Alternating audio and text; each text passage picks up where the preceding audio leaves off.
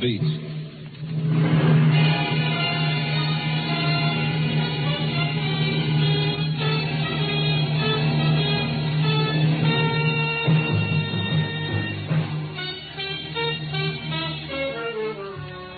Hi, this is Randy Stone. I cover the night beat for the Chicago Star.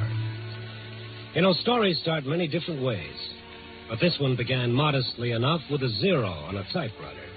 That's right, cipher, naught, nothing. But to one man of Chicago's 4 million, that 0 meant death. Night Beat, starring Frank Lovejoy as Rudy Stone.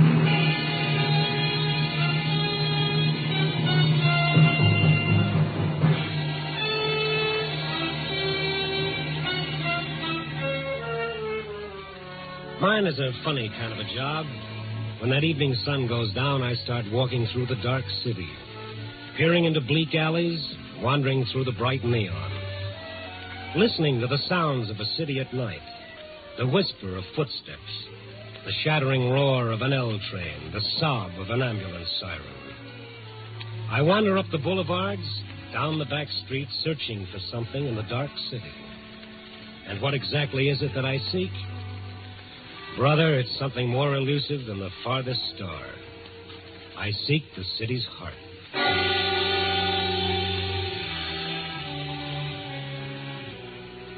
Tonight I must have walked for miles. The cold wind off Lake Michigan, ad-libbing with my ribs and the hot breath of my deadline biting into my neck. Then ahead of me I saw that friendly oasis in the darkness, Benny's all-night beanery, otherwise known as Tomaine Junction. Throwing caution to the winds, I started through the door for a cup of coffee.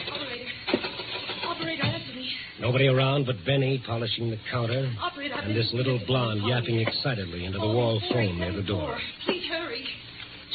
Such devotion, somebody should get that excited over me. Hello, Mrs. Warren. Yes, we were disconnected. Has he come home yet, Mrs. Warren? How are you, Benny? How's the bicarbonate king? Oh, hiya, Randy. You always say that, but you keep coming back. Gluttons of punishment. Oh, you've got to find him. You've just got to. Get her. What's with her, Benny? No, 25 calls she makes like that. 25 times she gets the same answer. 25 times she comes over to get more nickels. Business is good, huh? A hole in the head. What's in it for me making change all night? Give me some change. Please, Nichols. Lady, sooner or later I gotta run out. This is it. I gotta have some. I don't make them here, lady. Now, will you then please... any change. Quarters, dimes. Let me take a look, see if I have any. Oh, yes, please do. But hurry. Please, hurry. I gotta reach him. Randy, make with the catch. She's passing out. Oh, easy, lady, easy. Out cold. Coffee, Benny, quick.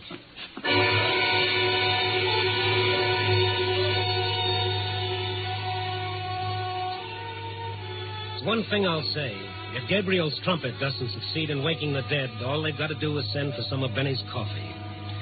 After I got a couple of sips down the girl's throat, she started coming out of it. Tears rolling down her face, her whole body trembling with sobs. Oh, come on now. Now stop it, honey. Stop it. What happened to me? You passed out, but good. What time is it? Oh, it's 9:45. I've got to find him. I've just got to. Oh, now, take it easy. You're still shaky. Now, come on. Have a few more sips of this so-called coffee. Oh, no. Well, if you think Benny's coffee is bad, you ought to try his hamburgers. I've just got to find him. Who have you got to find? The man. What man? The man I killed.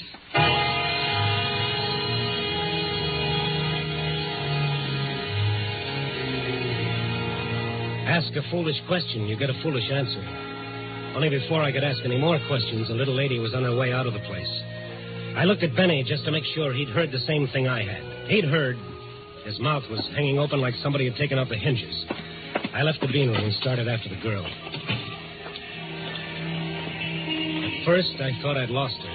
Then I saw her sagging against the side of a building under the elevator tracks on Dearborn Street. She saw me coming. Oh, I'm just an old busybody. I don't know what to do. I'm going crazy. I should call Mrs. Warren again. Maybe he came home. Who? That man. The man you killed, huh? Well, that makes sense. Now, listen, Oh, lady. you don't understand. You just don't understand. This you can be sure of. I've got to find him. I've just got to. You've killed him, but you've got to find him. Yeah. Mm-hmm. I must go. Please let me go. I'm not holding you, kid. I don't know where to turn. You don't want to go anyplace, do you? You want help? All right, here it is. I don't know you. My name is Stone. Now that we're formally introduced.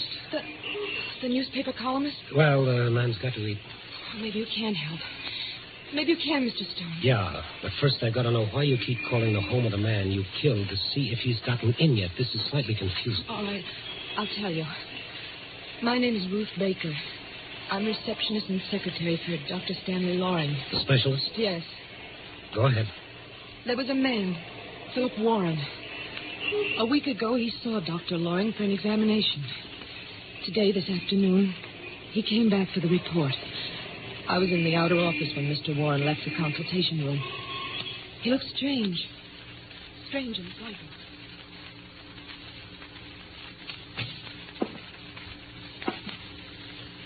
Will you give me a cigarette, Miss Baker? Oh, certainly, Mr. Warren. Here. There's a lighter on the table. Never mind. I don't want a cigarette. Is there anything wrong? Hey, what time have you got? 3:15. You're a minute slow. All that? But a minute is important. Very important. If you're going to catch a train. No, it's always important. Well, yes, I suppose it is. Oh, yes. You know, I've lived all my life that way. Paying attention to time. Being punctual. My wife considers it a nuisance. Do you? Oh, I'm afraid I hadn't thought You of... should. Everyone should. Time. If you thought how many different ways one tells time. It can whisper in an hourglass. Or tinkle in the tiny little clock. Or it can roar. Or... Yes? All my life it's been important to me. Now he won't tell me when. All he says is sometime. That's not fair, Miss Baker. It's not right. Oh, look, Mr. Warren, perhaps you'd better lie down. Oh, no. I've got several things to do. Many things, in fact. I see. You don't. But that doesn't matter at all. You know, in my office I can hear the chimes of the clock in the tower above me. I've always listened to them. I like them because time is important. But I never heard them chime midnight. Midnight? I guess midnight is a special time. It's either tomorrow or today. It's in between. Tells a man that the day is over. Another one's going to begin. It's like standing on the edge. Goodbye, Miss Baker. Goodbye, Miss Baker. Yes, Doctor. Miss Baker, will you come in, please? Right away. Warren gone, Miss Baker? Yes, he just left, Dr. Loring. Yeah, that was certainly unexpected. I was almost certain it wasn't that serious. Well, put his examination report back, will you? Yes, sir. The closed file, Miss Baker. The closed? Yes. Oh, I'm sorry. What was it? Any inoperable condition? Oh, now I see. See what, Miss Baker? Why he acted so strangely. Oh, don't worry. He'll go home, think about it. When the first shock wears off, he'll accept it. What else can he do? What else can anyone do? After that, I went back to my desk, Mr. Stone. I was checking my files and... Come on, Ruth, what? I made a mistake. A horrible mistake. What was it? Well, when a patient comes in for examination, only Dr. Loring knows his name. The technical laboratory has only a number on a card. Mr. Warren's was 5129. I typed it wrong. I typed 5120. The card number of another patient. It was a mistake. I put Mr. Warren's name under the wrong laboratory number. A number of a man who is going to die. Certainly Dr. Loring will be able to tell if Warren... Well, just a routine checkup would indicate symptoms. It took actual laboratory work to make certain. Oh, I see. He'll kill himself. He's that kind of a man. And if he does, I've killed him, murdered him. And if...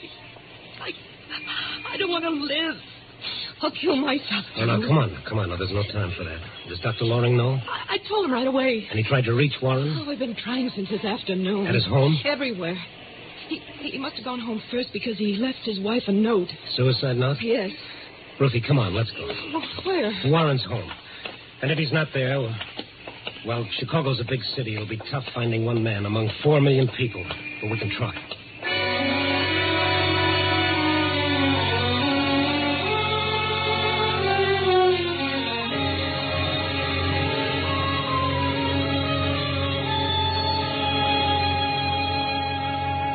I found the note when I got home, Mr. Stone.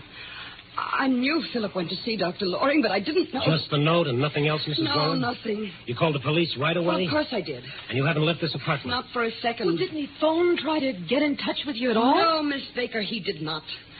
And if my husband isn't found before he kills himself, I'll see to it that you... I'm telling you it was a mistake. Anyone could make a mistake like that. Mistake? To make a man believe he's going to die in horrible pain? No, that's no mistake. That's murder. The cruelest kind of murder. Don't, please. Get out of here and leave me alone. Wait Get out. Wait a minute, Mrs. Warren. Why crucify this kid because she made a mistake that could happen only once in a million years? To my husband. To anyone. Oh, leave me alone. You want to find him, don't you? Well, now, what kind of a question is that? A nice, reasonable question. You want to find him. All right, help us. But what can we do? By midnight, he'll be dead. The note he left said so. Someone's at the door. It might be him. I'll get it. Irma. Mr. Warren? Warren? Why, no. Oh. Yes. Oh, what did you find out? Oh, nothing. I checked every precinct station between here and the Oak Street beach. Paul, this is Mr. Stone. And the girl who... I see. Paul is a friend of Philip's. Yeah, there's nothing you said? No one's seen him. And no suicide report? Not his. It's 10 now. We've got 2 hours to find him. You know, that bothers me. Why should he choose exactly 12 o'clock to die? If you knew my husband, you'd understand why. The ticking of the clock was the most important thing in his life. You could set your watch by his schedule. Up at 7:30 in the morning. Never 7:28. Never 7:31, 7:30. Breakfast at 10 minutes to 8. Irma, we haven't time to worry about Philip's idiosyncrasies right now. We've got to find him. As the young lady said, we've only got 2 hours. I'm sorry. Try to think the way he would. What does he do for those 2 hours? Where does he go? What does he want to see? He's lived all his life doing things exactly the same way. That's all. Well, that's something. What are you getting at, Stone? Well, I was just thinking. Nobody ever lets go of life without holding on to something else. Nobody knows whether you can take a memory with you or not. Maybe it's just a face, a melody, a favorite place. Nobody knows, but we like to think so. Well, Philip... Go ahead. What were you going to say? Well, that Philip would want to die exactly as he'd lived, knowing exactly when and where. That's what I mean, Mrs. Warren. What? I want a list of every place your husband might go. But... Tell him, Irma. Well, there are so many places. 100, 1,000. What's the difference? Write them down. I'll go with you, Stone. No, you stay here with Mrs. Warren. Somebody's got to be here if he shows up. And step on it with that list, Mrs. Warren. We've got a lot of places to cover by midnight. If we haven't found him, then we can cut our list down to one place. The county morgue.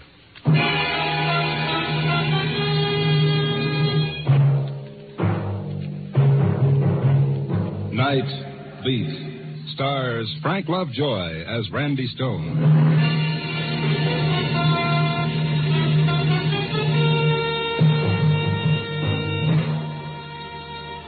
Find one man out of 4 million people. Find one place out of 1,000 square miles of city and do it in 2 hours, 120 minutes. A long chance? Compared to our job, a buck on the Irish sweepstakes was money in the bank. We had 2 things in our favor. One, Mrs. Warren had called the police. 1,000 cops at Warren's description. 2, Warren himself. The way he lived was a clue to the way he might die. On time, punctual. But where? The first place on this list was a little restaurant where he sometimes ate. They knew him there, all right. Mr. Warren? Yes, I know him. Has he been in here tonight? Tonight? Yes, tonight. I see you don't know Mr. Warren very well.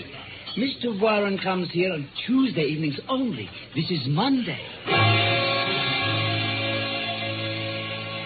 Cross off one place.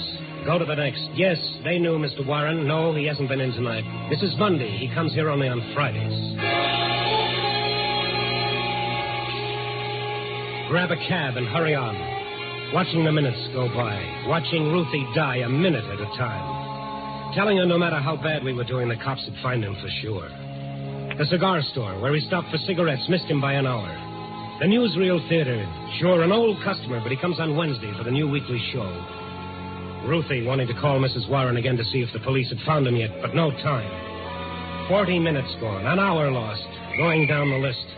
Hey, Ben, lady Deacon, get your paper. Hey, kid. Oh, paper, mister? No, not right now. Listen to me. Every night a man stops by here. His name is Warren. Oh, I know him. What about him? Oh, has he been here tonight? Sure. Hey, what gives with that guy? What do you mean? Oh, any other night he's by here 6 o'clock sharp. Tonight he comes past after 10. Buys a paper, a late edition. He's never done that before. In fact, I never seen him after 6. Which way did he go? Did he say anything to you? Nothing. All he does is buy the paper, walk away, and then he throws the paper away like he don't want it in the first place. Which way did he go? Straight up Michigan, that way. You got to admit it's unusual. Yes, I admit it. Thank you. Come on, Tabby, move.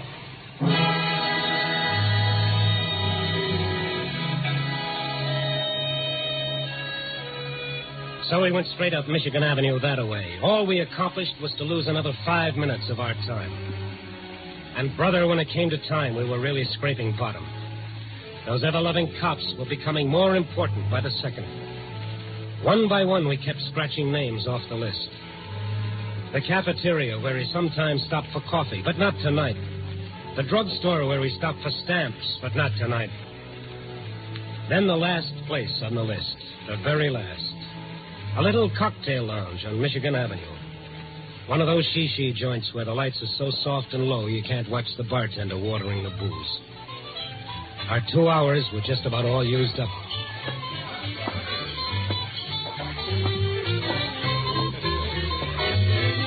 Help you, sir? Oh, pal, if you can. Nobody else can.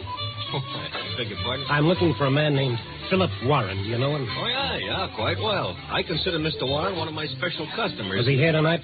Well, why do you ask? We don't have time for anything but yes or no answers. Please, yes or no. Well, I really don't feel I'm at liberty to discuss with complete Oh, strangers. Randy, it's not going to work. We're not going to find him. Something wrong with Mr. Warren? Well, to put it mildly, yes. Now, come on. Well, if you'll tell me why you... Oh, no, listen, you please. See, it's not really proper to tell just anyone who happens to inquire. Pal, man. unless we find him in the next 15 minutes, Warren is going to die. You're joking. Look at this girl here. If Warren dies, she'll... Never mind. Look at her face and tell me I'm joking. Oh. All right. I didn't know. Mr. Warren's a good customer, you know. Two strangers asking. Was he in here, and how long ago? Well, he came in a little while ago. I thought it was strange, you know, because he's late. It's so he comes in promptly at 5:35. Never mind the details. How long ago? About 10 minutes ago. He sat at the usual place, but then he didn't drink his sherry. You know where he went? No, I don't. Did you see him go? Oh, yeah, I saw him leave. All right, now think. Has he ever said anything about going anywhere from here? No. He was always very quiet. Oh, but I think his office is near here. What makes you think that? Well, he mentioned once he always leaves it at 5:30. I see, thank you. Where's the phone? Near the entrance. Come on, Ruth. Thank you. What is it, Mr. Stone? What did you think of? You got his home phone number? Oh, yeah. Written down Good. here. Thank you.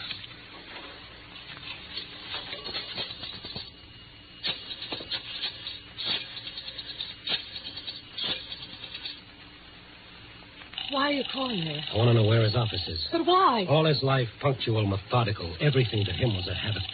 Maybe it's a crazy hunch, but I could be right. He could have gone to his office. Yes, you could be right. Come on. Answer. They've got to be there. They said they'd stay. But they don't answer. Ruth, do you remember where his office is? Must be on your records. Oh, I don't remember. Oh, but we can go and get it. Oh, there's no time. Try it again. They're not there. I told them to stay there, the fools. What? The phone directory. I'd have a business listing for him. Warren. Philip Warren. Is it?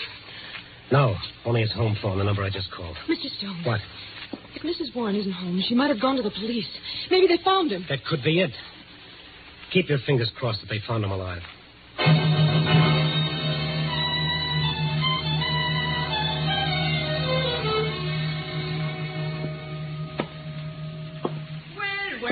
Randy Stone, snooping around this precinct for stories? I've got one, Mac. So? Listen, I'm in a hurry. You've got to tell me something. Why, sure, Randy. What? There's a general call-out for a man named Philip Warren. Have you got anything on it? I'll take a look. Warren? Philip Warren? That's right. Yes.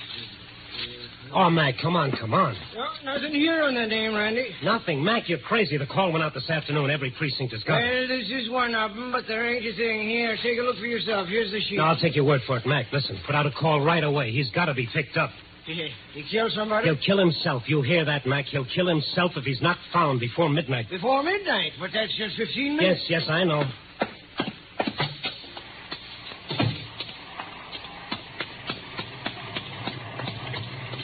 What did they say? They didn't have a call for him. Oh, that's crazy. They must have. Mrs. Warren, call the police. Yeah. Just a minute, Cabby. Look, Ruth. Let's figure it. That last cocktail lounge, the bartender said Warren came in every evening at 5:35, that he left his office at 5:30. Mm-hmm. That makes his office a 5-minute walk from the cocktail lounge. And what he said to me, remember? What? He said he liked to sit in his office and listen to the chimes from the tower above his office. Tower. 5 minutes from that cocktail lounge on Michigan Avenue. Look up the avenue. The Wrigley building. The clock in the Campanile Tower. Ruth, that's got to be it. We've got 10 minutes to get there and find the office. Cabby, Wrigley building, fast.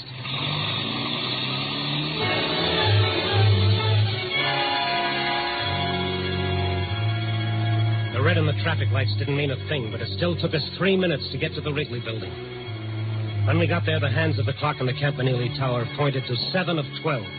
And as we looked up, the larger hand crossed out another minute of Warren's life. One more went by before the night watchman heard me pounding at the doors. And then he opened them. Hey, what's all the fuss? Look, my name is Stone. Chicago Star. Yeah, will that give you the right to pound on doors? No, please, just listen. Huh? Does a man named Philip Warren have an office in this building? No, he ain't got no office. Are you sure? Sure, of course I'm sure. Man named Warren works here. But Philip Warren? Sure, works for Western Research. Did he come in tonight? Why? Stop asking questions, please. We've got to find him or he'll be dead. But he was all right when he walked in. All right, take us up to him. Hey, you got to sign the in and out sheet just like everybody else. All right. We'll sign it. Just take us up. Yeah, okay. Got to use the freight elevator, though. Regular ones don't run at night, not this shop. I don't care which one we use. Just get us up to Warren.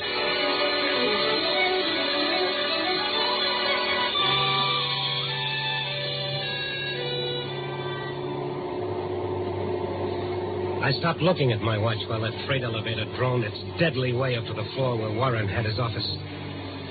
And then at last, we were there. Western Research Office is right down that way. You'll call the police. Huh? Call the police. Tell them you're calling for me to get here as soon as they can. Oh, sure, okay. Thank you. Come on, Ruth. There it is. There's no light inside. It's open. There's no one here. Find the light switch. I can't. All right, never mind. I'll light a match. What's the matter? I thought I saw someone at the desk when you lighted that match. All right. Follow me. Look. Mrs. Warren. What are you doing here? Well, I thought of the same thing you did, and I... Herman, you still here? Yes, Paul. Mr. Stone is here, too. Stone? Yes. Turn on the light, Paul. Why wasn't the light on in the first place? Well, we thought if Philip came here and saw a light, he wouldn't come in. That's right, Stone. We called the police. They had nothing yet, so we came here. We thought that You called the police? We just couldn't stay home and do nothing. The police didn't tell you anything, huh? No, everyone's looking for Philip. I'll ask you nice, Paul. Where is he?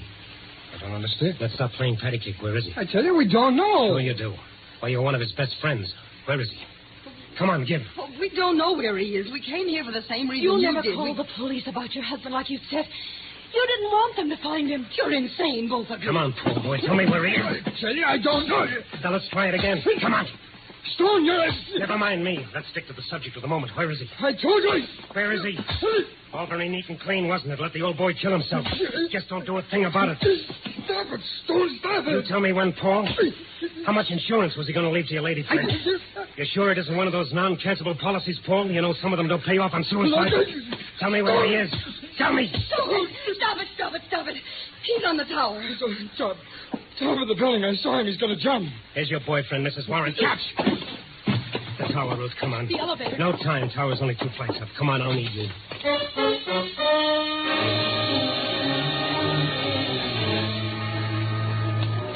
It was 1 minute of 12 when we took the first step of the 2 flights. The run-up was like one of those dreams in which you stand aside and watch yourself. There was a queer, impersonal detachment about it that made the horror even more real. And then we were out on the roof. you see him? No, not yet. Up there. Where? Look, on the tower. Warren! Warren, wait! Warren! Yes, I'll wait. Because it's not quite time. I got to finish off staying. You've got to listen to me. You're not going to die. Do you hear me? He said I was, but he wouldn't say when. He wouldn't tell me when. But I know, I can tell you. It's not quite 12, but what it is. Warren, look here. Ruth, make him listen to you. Mr. Warren! Look at me! You know who I am? Yes, I know. I know everybody in the world. And I can see everybody from here. Please! The report was a mistake. You're not going to die, do you hear? It was a mistake. Please, listen to me. You're lying. You're all lying. Everybody lied to me all my life. You want me to suffer. I can't. I tell you I can't. And I know when I'm going to die. But you're not. It was a mistake. My mistake, not the doctor's. I swear. We're not lying to you. I swear it. Randy, wait. Oh, mother in heaven. Get your boys ready, Mac. They're all set. But him? What about him? Keep talking, Ruth. He's watching you. Keep talking. Mr. Warren, you're all right. Do you hear? You're not going to die. He said I was. He told me. It was a mistake. Please don't lie to me, please. It's the truth, Mr. Warren. You're not going to die. Do you believe it?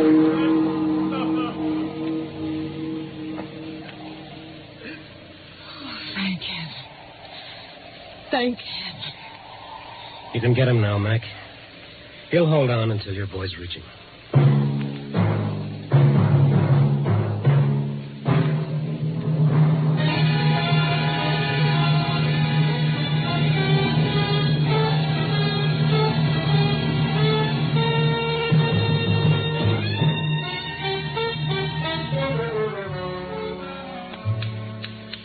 So here I sit, trying to write my story for tonight.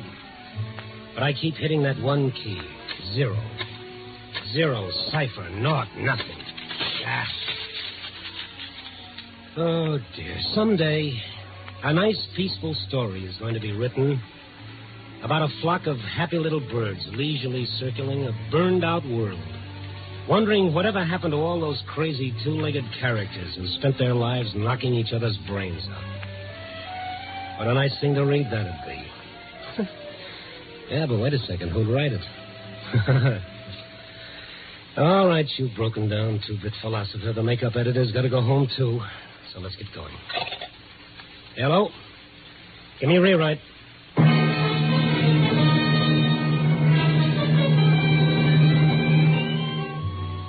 Night Beat, a new dramatic series, stars Frank Lovejoy as Randy Stone. Tonight's story was written by Russell Hughes. Night Beat is edited by Larry Marcus and directed by Warren Lewis. Music by Frank Worth. Others in tonight's cast were Peter Leeds, Gene Bates, Larry Dobkin, Joan Banks, Stacey Harris, Wilms Herbert, and Junius Matthews.